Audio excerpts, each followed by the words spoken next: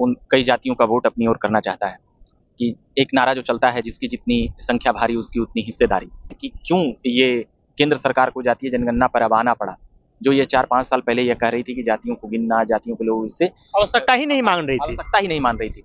मगर देखिए, समय के साथ परिस्थितियां बदलती है, मुद्दे बदलते हैं। इस बात को स्वीकारना पड़ा कि यह समय का जिक्र कर रहे हैं। क्या बिहार विधानसभा चुनाव का समय का इंतजार कर रही थी भाजपा? देखिए, ये एक कारण हो सकता है कि बिहार में विधानसभा पे है, मगर देखिए राहुल गांधी जहां-जहां जा रहे हैं और विपक्ष जो जा रही है कि जातीय जनगणना हो, तो अब भाजपा यहाँ पर क्या की कि वह मुद्दा ही समाप्त कर दी। क्रेडिट भाजपा लेगी कि हमारी सरकार ने की, हमारे बहुमत में सरकार। क्रेडिट की बात कर रहे हैं तो क्रेडिट तो कांग्रेस भी लेगी, राहुल गांधी भी लेंगे। तेजस्वी भी ले रहे थे ना, तो राहुल गांधी भी ले रहे थे, तो राहुल गांधी पर एक प्रश्न उठेगा आने वाले समय में, जैसे कि साल 2 साल में ये चीजें भुला जाएंगे लोग और ये बातें कहेंगे कि भाजपा ने ही किया है। कि इससे पहले 2014 तक जो सरकारें चल रही थी, लगभग जोड़िएगा तो 70 साल कांग्रेस। कल कैबिनेट की मीटिंग होती है और कैबिनेट की मीटिंग में ये देखा जाता है कि जातीय जनगणना को भी हरी झंडी दे दी जाती है। ये जातीय जनगणना के दौरान होगा, जिसमें अब लोग को पूछा जाएगा कि आपकी जाति क्या है। इससे ठीक पहले, कुछ दिन पहले तक ये बातें चल रही थी कि पहलगाम हमले को लेकर वार्तालाप चल रहा था और इसी बीच में ये जातीय जनगणना का विषय आ जाता है। और ठीक विधानसभा अब होने वाला है, बिहार में विधानसभा होने वाला है, उत्तर प्रदेश में भी चुनाव होने वाले हैं, तमाम तरह के चुनाव भी होने वाले हैं।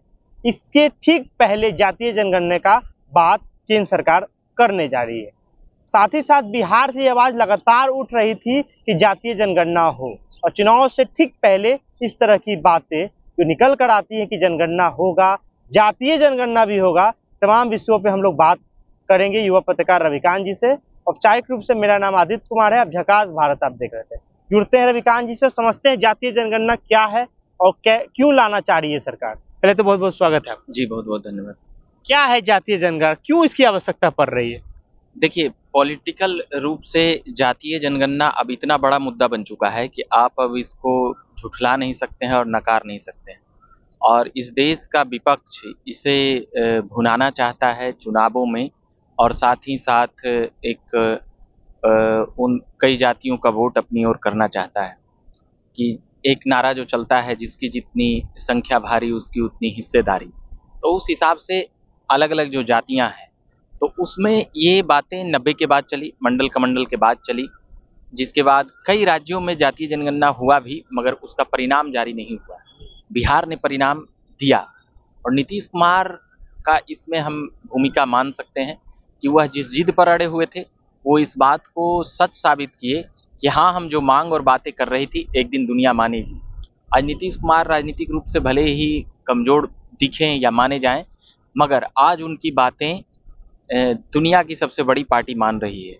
ठीक है, अब हम जातीय जनगणना पर देखते हैं कि क्यों ये केंद्र सरकार को जातीय जनगणना पर अब आना पड़ा, जो ये 4-5 साल पहले ये कह रही थी कि जातियों को गिनना, जातियों के लोग इससे आवश्यकता ही नहीं मान रही थी। मगर देखिए, समय के साथ परिस्थितियां बदलती है, मुद्दे बदलते हैं। इस बात को स्वीकारना पड़ा कि यह समय का जिक्र कर रहे हैं। क्या बिहार विधानसभा चुनाव का समय का इंतजार कर रही थी भाजपा कि विपक्ष लगातार आवाज न उठाए? हमने ही घोषणा करके ये बता दिया कि हम देखिए आपकी जाति के लिए कितना सीरियस है। देखिए, ये एक कारण हो सकता है कि बिहार में विधानसभा 25 में चुनाव है, तो जातीय जनगणना ये चीजें हैं। मगर आप देखिएगा कि हर साल चुनाव हो रहा है, ठीक है, मगर बिहार का चुनाव है, बिहार में भाजपा मजबूत रही है। पिछले 30 सालों से भाजपा विपक्ष और सत्ता के करीब रही है, मगर वो मुख्यमंत्री नहीं बना पाई है। तो ये एक कारण हो सकता है कि भाजपा के लोग ये चाहते हों कि बिहार या बाहर वाले लोग बोले भाजपा के कि ये चीजें हैं। मगर देखिए, राहुल गांधी जहां-जहां जा रहे हैं और विपक्ष जो जा रही है कि जातीय जनगणना हो, तो अब भाजपा यहाँ पर क्या की कि वह मुद्दा ही समाप्त कर दी, कि अब आप क्या चिल्लाइएगा। अब इसका तो क्रेडिट भाजपा लेगी कि हमारी सरकार ने की, हम सरकार में थे, हमारे प्रधानमंत्री थे, हमारे बहुमत में सरकार। क्रेडिट की बात कर रहे हैं तो क्रेडिट तो कांग्रेस भी लेगी, राहुल गांधी भी लेंगे कि हम देखिए लगातार बात कर रहे थे जातीय जनगणना का, अब नरेंद्र मोदी सरकार को मानना पड़ा, घोषणा करनी पड़ गई। बिल्कुल, कल तेजस्वी भी ले रहे थे ना, तो राहुल गांधी भी ले रहे थे। तो राहुल गांधी पर एक प्रश्न उठेगा आने वाले समय में, जैसे कि साल 2 साल में ये चीजें भुला जाएंगे लोग और ये बातें कहेंगे कि भाजपा ने ही किया है। तो वहां पर राहुल गांधी को इसलिए वह उन्हें नीचे लाया जा सकता है, वह या वह नीचे आ सकते हैं कि इससे पहले 2014 तक जो सरकारें चल रही थी, लगभग जोड़िएगा तो 70 साल कांग्रेस, या 65 साल, 60 साल मानिए, ठीक है, 60 साल इस देश में सरकार कांग्रेस ने चलाई, 7 दशकों तक उसका वर्चस्व रहा, तो उसने क्यों नहीं की? ये प्रश्नवाचक चिन्ह उनके पास खड़ा होगा। और भाजपा न चाहते हुए भी यह करा रही है कि वह बिहार में हुआ जातीय गणना, ठीक है, तो यहाँ पर उपचुनाव और ये वगैरह देखे कि क्या कुछ परिणाम आता है या नहीं आता है। तो वैसा कुछ परिवर्तन नहीं है कि कोई जातीय जनगणना जो करा देगा वो पूरा चुनाव जीत जाएगा, या जातीय जनगणना करा देगा तो पूरा चुनाव हार जाएगा, ऐसा नहीं हो सकता है। अब भविष्य में यह एक तुल पकड़ ले, कांग्रेस बोले कि हम कराए हैं, तो मोदी जी तो वो तो 2 मिनट में कई मुद्दे, 500 सालों की समस्या और कई चीजें वो निपटाने के लिए जाने जाते हैं। तो भाई उस पर वो रिसर्च टीम, वर्क टीम, सारे लोग लगे रहते हैं। जो आदमी प्रधानमंत्री बनते ही नोटबंदी और ऐसी कई निर्णय जो 370 हो, राम मंदिर हो, ऐसी और भी कई निर्णय जो इस कार्यकाल में हुए, तो ये क्यों छूटा हुआ रह जाए? ये लाओ मोदी के नाम होगा, मोदी जी को ही all credit goes to Modi ji, Modi सरकार या मोदी जी।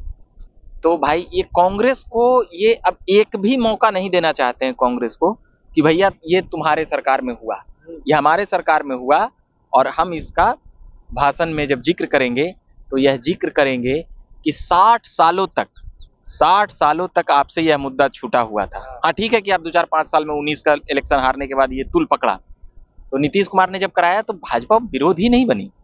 केंद्र सरकार के यहाँ गए थे 21-22 में या 20-21 में, तो वो बोली कि भाई अपना अपना खर्चा से करा लीजिए जिस राज्य सरकार को सहूलियत हो।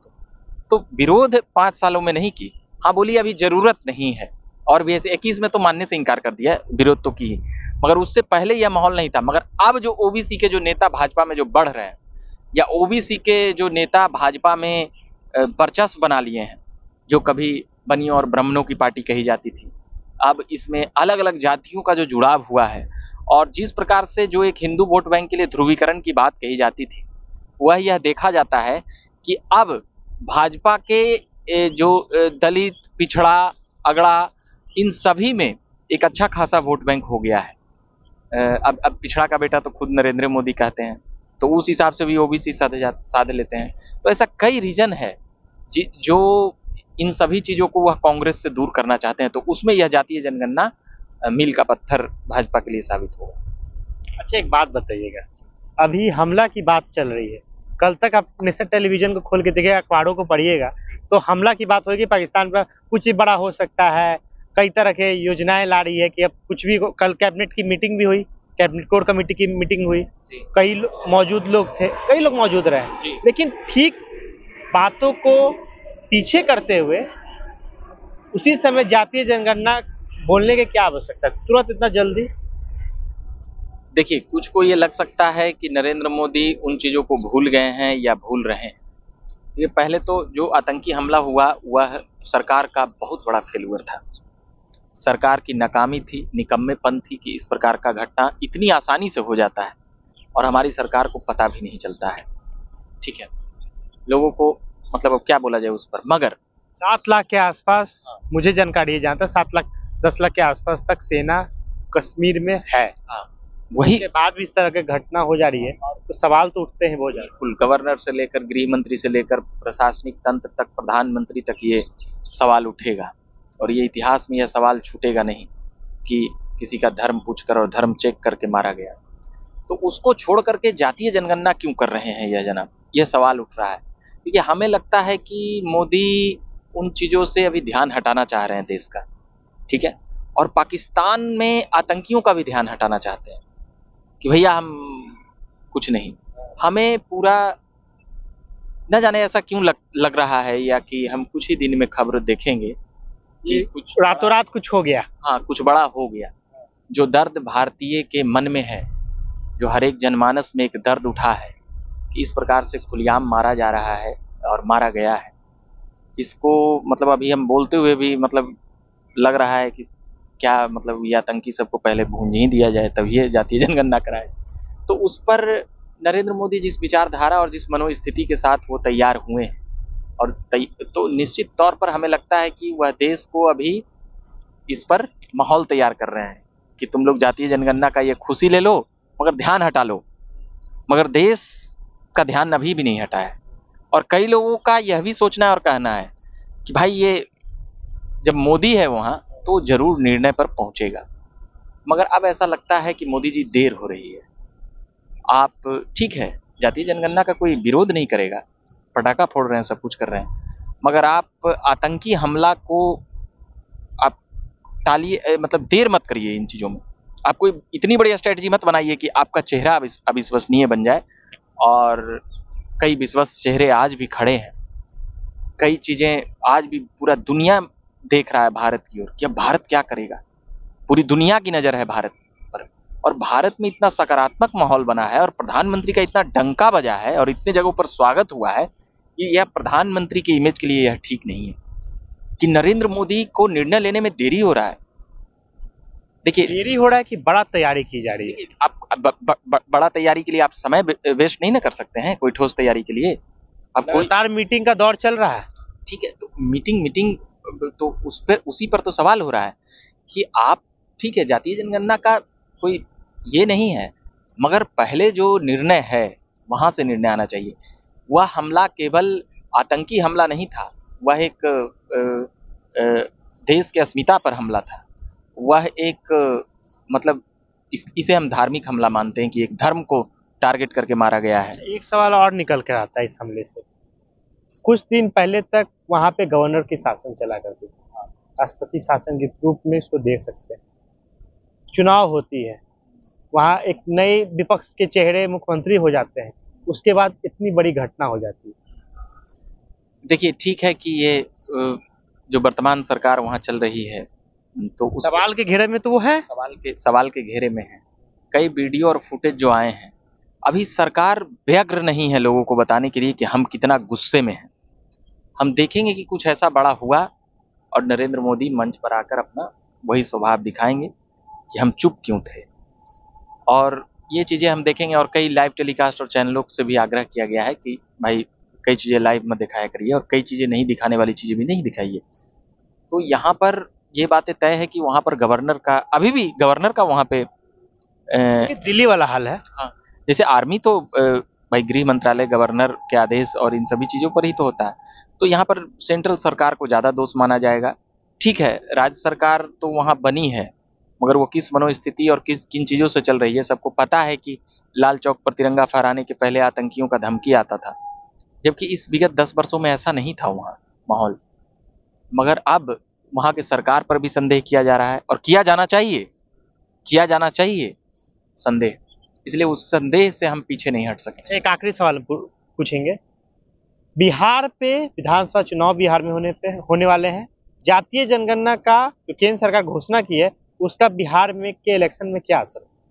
देखिए जातीय जनगणना का असर यही होगा कि जो भाषणबाजी में विपक्ष जो कहती कि हमने तो जातीय जनगणना का मांग कर रहे हैं, ये आरक्षण विरोधी है या दलित पिछड़ों की विरोधी है, तो ये स्लोगन जब भी अब विपक्ष बोलेगी विपक्ष तो फंस जाएगी। ये स्लोगन तो नहीं बोल पाएगी जाति पाति और इन चीजों को, ठीक है। तो जब ये स्लोगन नहीं बोलेगी तो सरकार पर आरोप कम पाएंगे। और अभी जो माहौल और सेंटिमेंट जो हो चुका है, अब ना चाहते हुए और ना कहते हुए भी यह कहना पड़ेगा कि माहौल हिंदू मुस्लिम हो चुका है और चुनाव जीतने के लिए सभी 80% हिंदुओं का वोट नहीं चाहिए भाजपा को। 35% वोट निर्णायक होते हैं। 35% अगर आपके पास वोट है तो आप सरकार वहां बनाने के लिए एलिजिबल हो जाइएगा, क्योंकि और भी थर्ड फ्रंट, फोर्थ फ्रंट, निर्दलीय, नोटा, इन सभी चीज़ों में वोट बढ़ता है और भी निर्दलीय प्रत्याशी और उम्मीदवार में। तो यहाँ पर एनडीए का जो जोड़ है तो वो बिहार के इलेक्शन में इसका हम देखेंगे लाभ लेते हुए। और नीतीश कुमार जिन चीज़ों को दोहराते रहे तो नीतीश कुमार इन चीज़ों को बोलेंगे कि भैया देख लिए ना जातीय गणना का क्या हुआ नहीं हुआ, आप देखिए हमने करवाया। आपको नहीं लगता है कि राज्य स्तरीय पार्टी, ये छोटी छोटी पार्टियां बहुत बन रही है? आपको नहीं लगता है कि फायदा होगा जातीय जनगणना से उन पार्टियों को, जो छोटी छोटी पार्टियां जो जाति विशेष बन रही हैं? देखिए, इससे पहले तो हम ये बोल लेंगे कि नीतीश कुमार जिन चीज़ों पे एडिक्ट थे और जिन चीज़ों को यह विश्वास दिला रहे थे और विश्वास में ला रहे थे देश भर को, कि हम देश में कराएंगे ये वो, ये निश्चित तौर पर इसमें नीतीश कुमार की सफलता कही जाएगी। आप नीतीश कुमार को मानिए ना मानिए, मगर इसमें नीतीश कुमार की सफलता को मानी जाएगी और कही जाएगी। अब नीतीश कुमार भी यहाँ से दाएं बाएं करेंगे तो वह सीधे तौर पर भाजपा उनको घेर लेगी कि भैया आप ही फंस गए। तो अब यहाँ पर जो बात है, सीधे सीधे छोटी छोटी पार्टियों की आपने बात की, तो छोटी छोटी पार्टी जो है जाति के नाम पर बन रही है और जो पॉलिटिक्स करना चाह रही है, तो भाई उन छोटी छोटी पार्टियों को तो भाजपा खुश कर लेगी और कांग्रेस कहेगी कि हम खुश कर दिए, हमने मांग की, हमने पूरी की। तो भाजपा और कांग्रेस के बीच की ये मैटर रह जाएगी। तो कई छोटी छोटी पार्टियां घर में ही जो जाति के नाम पे गर्भपात हो जाएगा उनका, जो बन रही है या है, तो कई चीजों पर, क्योंकि अब इन दोनों पार्टी अपने आप के अपने नेताओं को तरहीज दे रही है, जो देखने के लिए मिला है। तो जातीय जनगणना के विषय पर हम लोग अभी युवा पत्रकार रविकांत जी से बात कर रहे थे। जातीय जनगणना जल्द ही लागू करने की बात की जा रही है कि हम लोग जल्द ही सेंसस कराएंगे, जनगणना कराएंगे और जनगणना के ही अंदर जाति भी पूछी जाएगी। पहले जाति पूछी नहीं जाती थी, लेकिन इस जनगणना में 2011 में जनगणना हुई थी, आखिरी जनगणना। उसके बाद कोविड आ गया, इसमें रुक गई जनगणना।